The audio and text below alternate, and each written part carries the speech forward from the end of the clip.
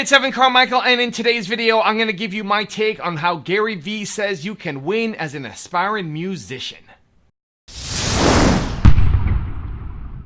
Okay, let's kick it off with rule number 1. Set yourself up for success. How much time are you guys spending, and it's okay if it's a 0, I'm just curious, how much time are you spending actually engaging with your fans on social?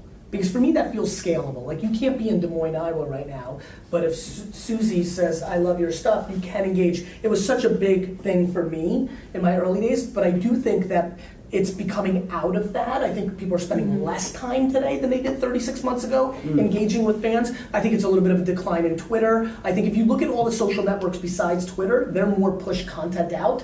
Instagram, Snapchat, YouTube, you push content out, whereas Twitter, when it was in its prime, was a little bit more back and forth. So I was curious, and don't forget, it doesn't come natural to everybody, you're doing other things, but where are you guys right now with literally like making a video and being like, thanks Sal, or like replying to like Karen in a snap, or engaging with a comment in Instagram and actually replying to it?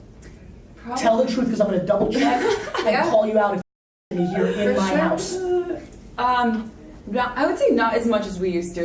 What you were saying earlier about how you spent 15 hours responding to comments about an event that happened. When we first started off, Jake was saying, follow every fan. Like, Jake, you really encouraged us. Yeah, exactly. And we used to, I remember being at the airport waiting in line, responding to fans, being in the car, responding to fans, and after a certain period of time, I felt, and it actually really worked well for us as far as building our social media fan base, but I felt like it stifled my creativity. Interesting. And like living in, not really knowing how to live in the real world. Yes. If in a way I felt like every moment I had to wait, or every moment I didn't have to talk to someone, every moment I was sitting at a table, I was on my phone. So nowadays, I actually practice just giving myself an allotment of time, and I feel like our fan base is really understanding of that because we've been pretty vocal of that. And interesting.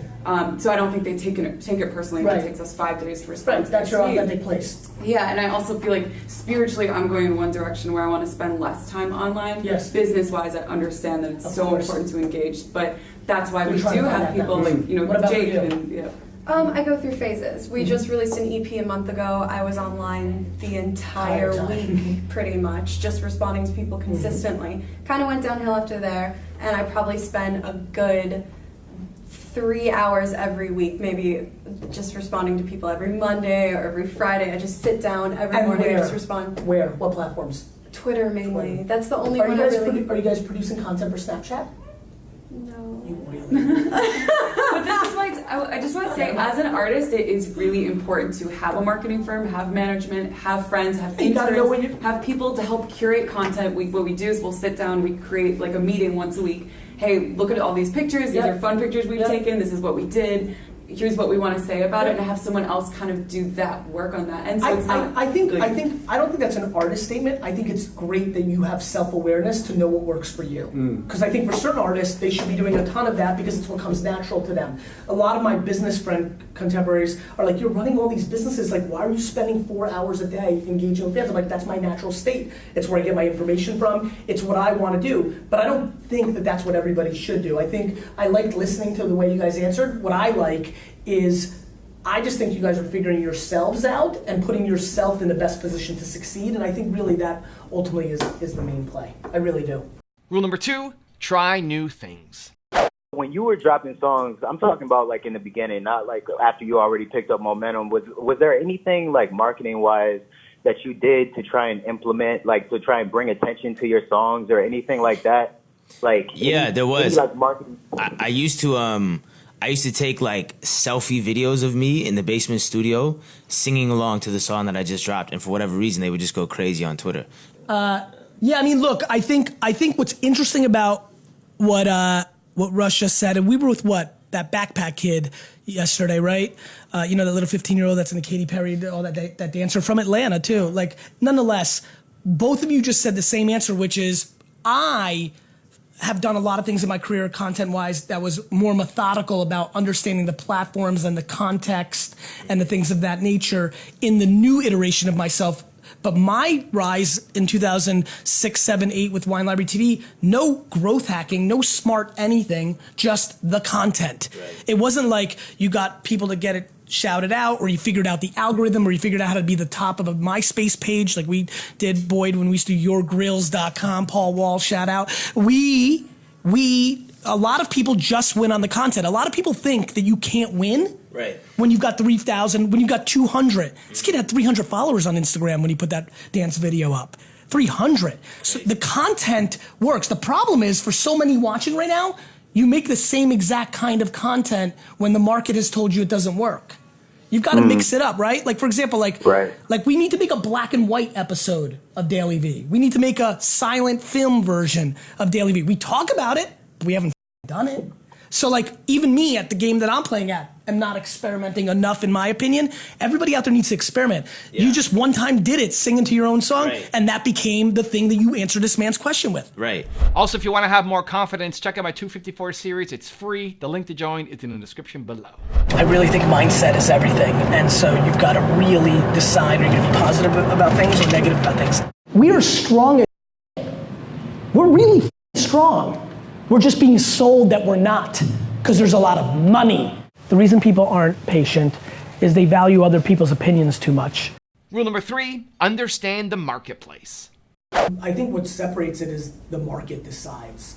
You know, this whole notion that like there's so much great music, I mean, I think there probably is. And I think some of the great music of all time was never heard because the market decided it wasn't great. Meaning, who gets to decide what is great?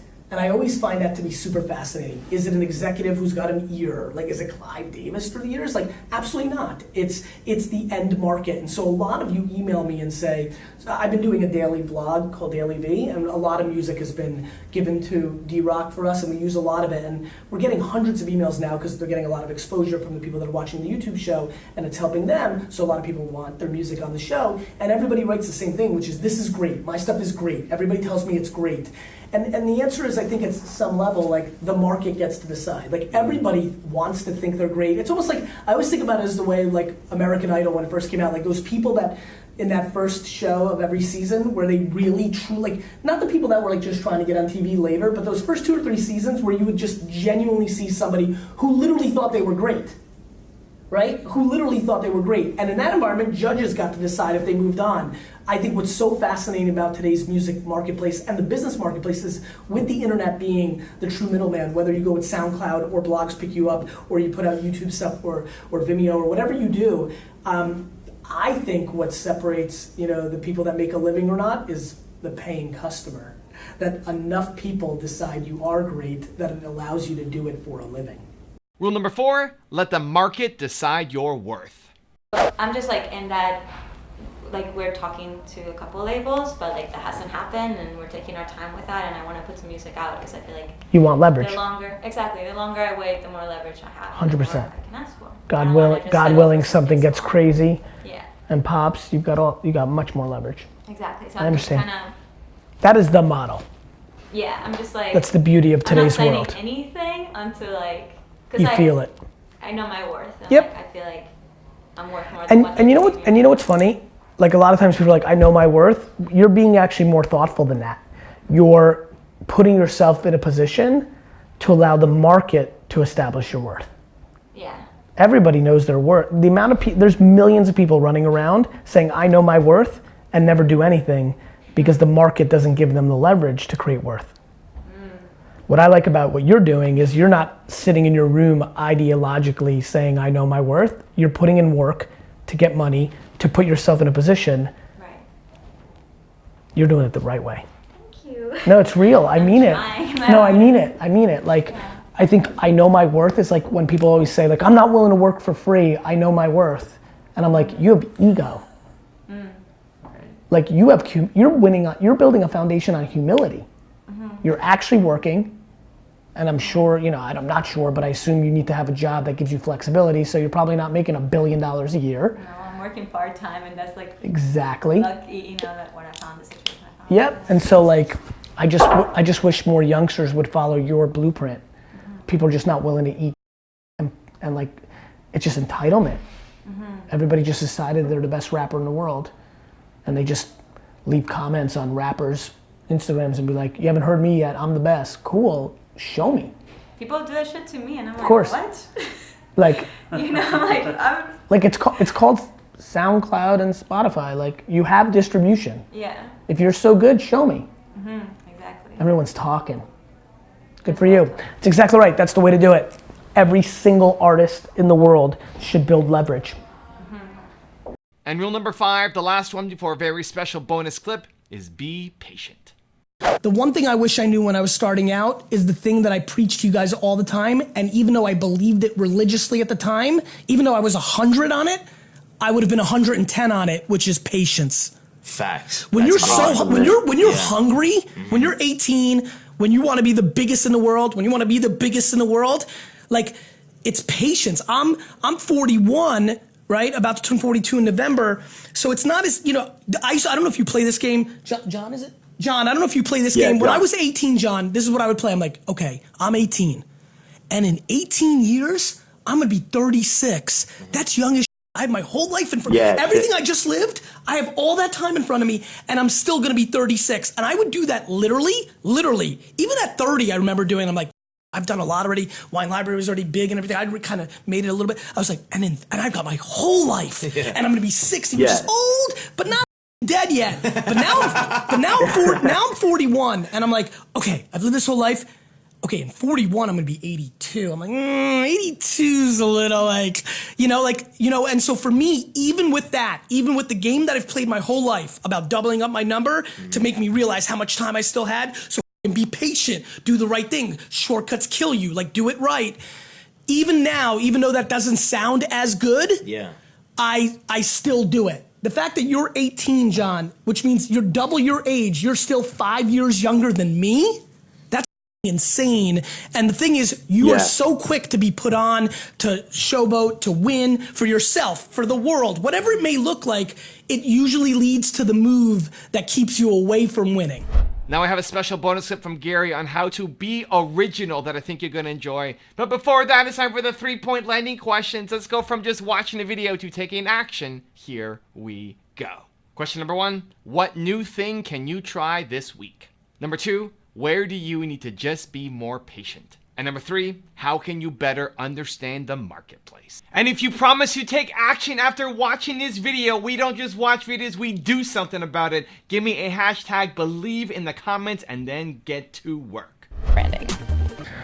From my standpoint, the thing that, it's really, it's so funny. I make my parallels. I know you probably don't know a lot about this backstory, but I was in the wine business and I came out and made YouTube videos when YouTube first came out. And I talked to people in Springfield, New Jersey, not far from East Orange. In Springfield, New Jersey, in my office, I made videos just like this, and I talked to people about wine. I told people wine tasted like whatchamacallit bars, or like when you open a racquetball case, stuff that nobody had ever done before. And there was no Wine Spectator or Food Network that was gonna put on this guy that compared wine to the Iron Sheik giving somebody a camel clutch. Nobody was gonna put me on. The internet put me on, and I think the personal brand thing is really no different than musicality, AKA originality, AKA actually having the chops. I think so many of you, and it's funny, you guys know, my crew knows, I compare entrepreneurship right now to rap and hip hop because it's a genre that is getting looked upon and all of a sudden it's fame and all this stuff.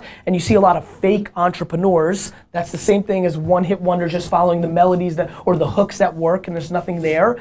I think the number one thing to building a brand, a personal brand, the number one to do is to be you 24/7, 365, forever, never waver, regardless.